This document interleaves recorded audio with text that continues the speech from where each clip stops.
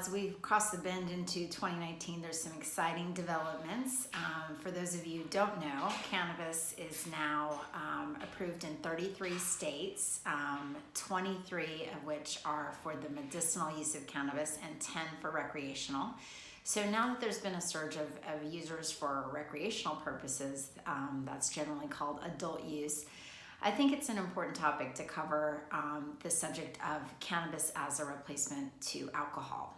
This is an area that I've given a lot of thought to. I get a lot of questions about it, and I do think it's important to talk about. So let's talk about cannabis in low doses relative to alcohol. Well, for starters, let's consider the short-term effects. So one of the things that's very difficult when you're consuming alcohol, as you know, is it does compromise your sleep. There's a lot of evidence to suggest that even very casual drinking can be detrimental to your sleep. Americans are spending over $3 billion on prescription and herbal sleep aids, so there's definitely a real issue here.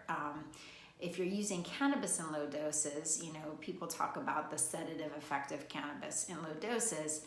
There is a sedative effect, but it's not going to be as significant as you would see with cannabis in high doses. So in terms of sedation, you're going to get that relaxation, that relaxing feel that you would get potentially from a glass of wine, but you're going to be able to sleep a lot better because cannabis is a natural sleep aid.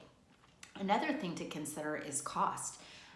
You know, even modest drinking estimates show the average American is spending approximately $500 a year on alcohol. I think if you live in a major metropolitan city or have even a little bit of a palate with respect to alcohol, you're probably more in the $20 a week range.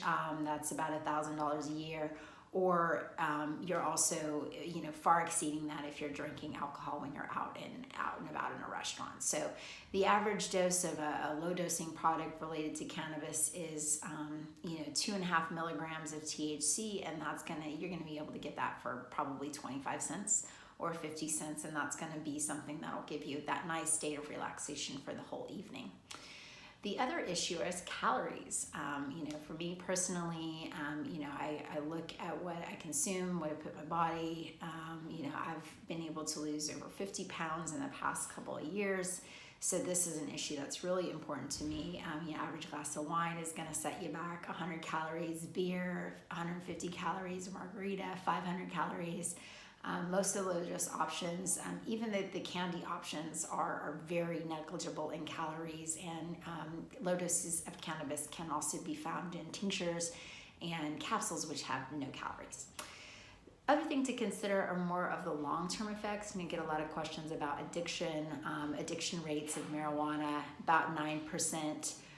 Relative to alcohol, that's about 15%. So you're already, you know, kind of have a leg up in that. Most of that data to support marijuana consumption is also based on heavy daily use of marijuana and not necessarily the low doses, which we talk about here at Revlon. The other consideration to think about with low dosing is actually death. So, you know, it's very well documented. You can have overdoses to alcohol. People who potentially don't even have a drinking problem, imbibe too much, they can certainly OD. There's never been one documented case of a lethal overdose of cannabis worldwide. So that's an important consideration when you're kind of weighing the pros and cons. Last but not least, I did want to address the subject of brain and memory issues. You know, alcohol has been documented to show a deleterious effect to brain and memory.